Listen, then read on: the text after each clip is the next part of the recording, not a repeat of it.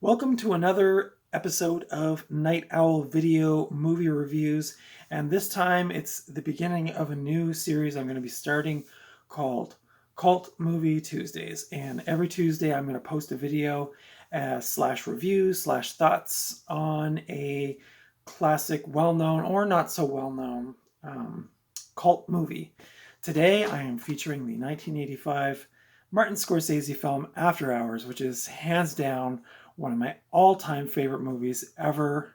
And this is just, I think because I saw this at such a young age, and it just had such an impact on me, and I just adore this movie. So today I'm going to be discussing a bit about this film, my thoughts and opinions and all that jazz, and I'll try to give you a bit of backstory on the film, as well as some of the things that went on, and I'll give you a quick synopsis, and then I'll give you my rating. So on with After Hours.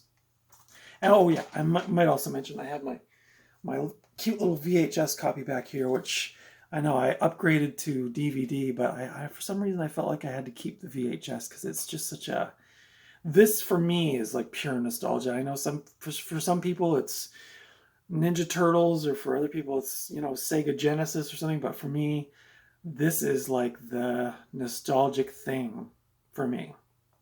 So After Hours, I don't know what year this one came out, 1985, 86, I guess.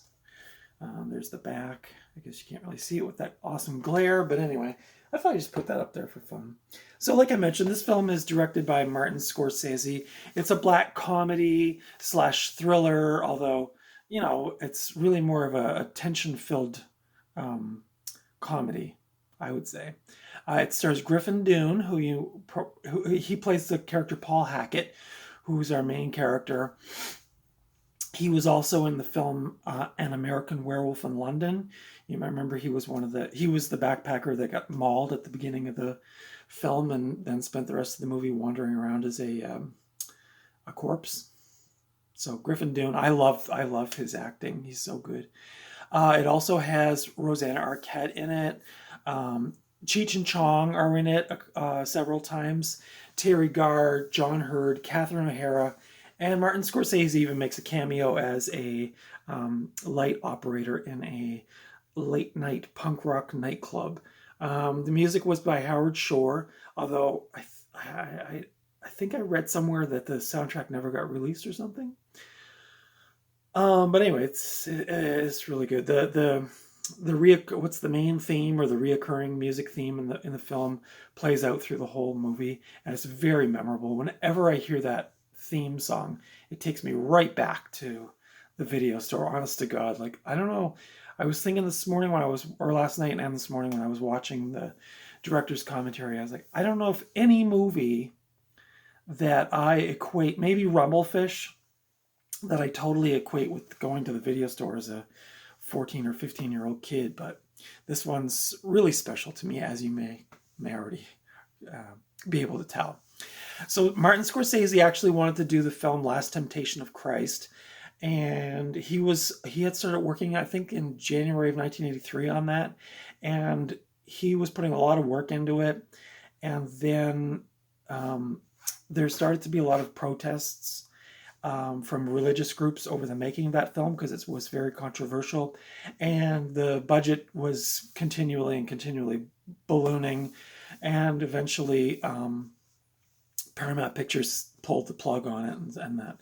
So Martin Scorsese was having kind of like a crisis, like, what do I do now? I can't do this. What do I do now? I've got all these amazing films under my belt, and where do I go next? And the script to After Hours came to him, and he really liked it, and he decided to go ahead with that. Now, originally, an interesting factoid on this movie, originally it was going to be directed by Tim Burton, as you know, from Batman and Edward Scissorhands and all that. But I think, don't quote me, but I think Tim Burton found out that Martin Scorsese really wanted to do the film, and so he graciously bowed out and let Scorsese take over the project. I think both of them would have made great versions of the film. Probably Tim Burton's would have been maybe a bit darker. Probably, yeah. So anyway, The amazing thing is that Scorsese was in such a rut and so struggling with what he was going to do next. He did this, and he ended up winning the Best Director award in the 1986 Cannes Film Festival. So, or Cannes? How do you say it? I don't know. But anyway, he ended up winning the Best Director award for this film, which I thought was pretty cool. Best Director, yeah. So that was kind of cool. The film went on to get great reviews, but oftentimes overlooked. It's a how did they word it?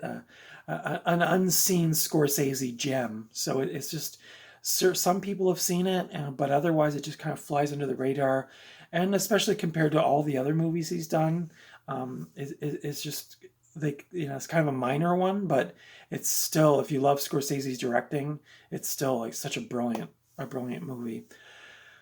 I didn't see where it was released on Blu-ray yet. I don't know if I don't know if this is the only way you can get it on this DVD. This is a 2004.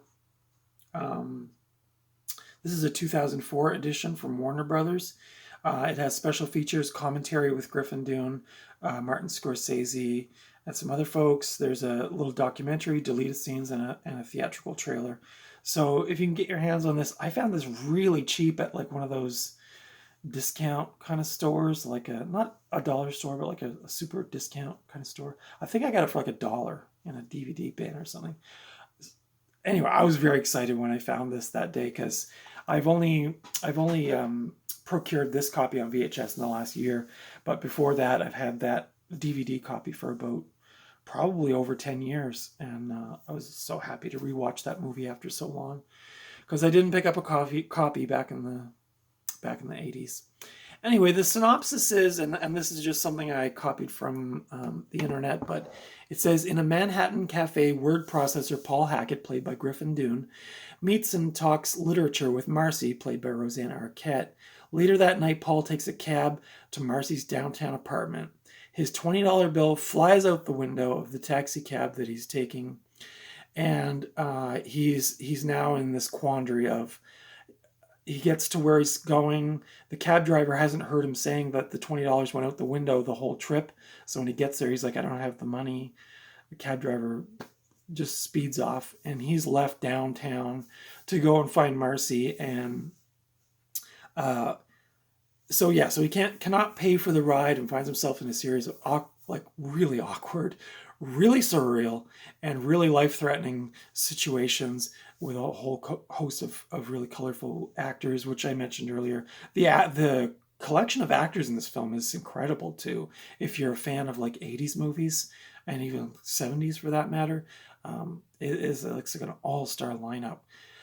So then poor Paul spends the rest of the night, and all throughout the movie he just says, all I want to do is go home. But he just gets stuck in all these crazy, hilarious situations like you couldn't believe, just like toilets overflowing, and being locked out of places that he doesn't even live in, and like strangers taking him in and then getting mad at him, and all these women treating him terribly, and he keeps saying, all I want to do is go home.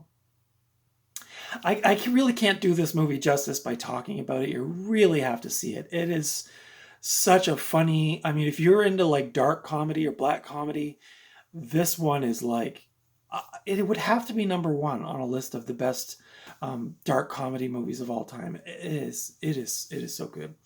And the other thing I really liked about it, and I don't know the accuracy of this, but I feel like it really was like a snapshot of New York City at night in the mid 80s. You really got the feel for New York City at this time.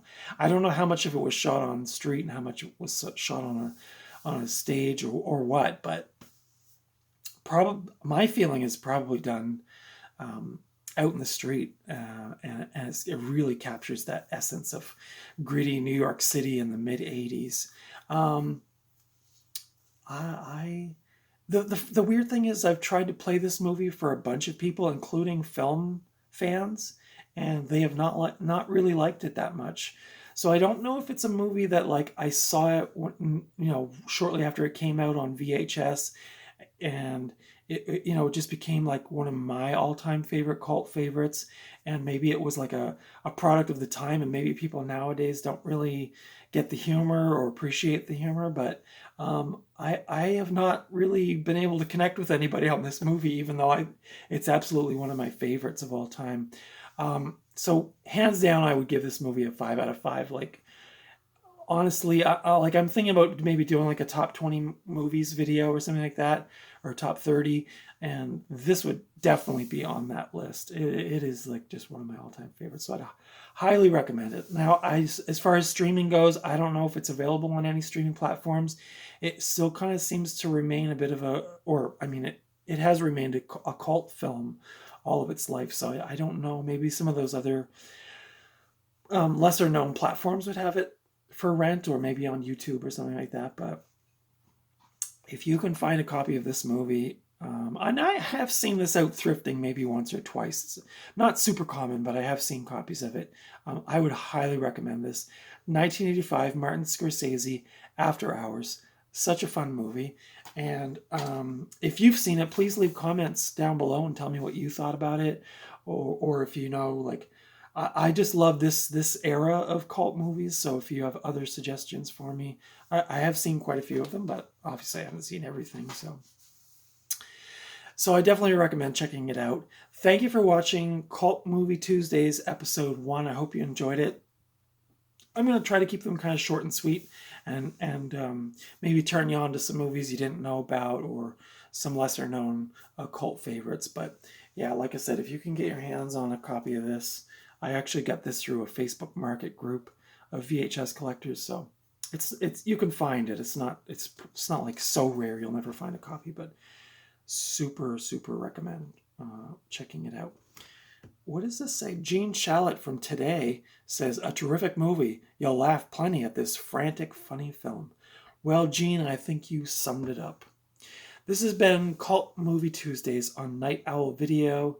I'm Stephanie. Thanks for tuning in again. Thank you for all your likes and your subscribes, and continue that on. If you feel free to comment on these videos, feel free to recommend my channel to any of your friends. And I will be back next Tuesday with another Cult Movie Tuesday, but I will be back in the meantime with other review and thrifting pickup videos. So make sure you stick around, subscribe, and stay tuned for that. And until then, I will see you at the video store.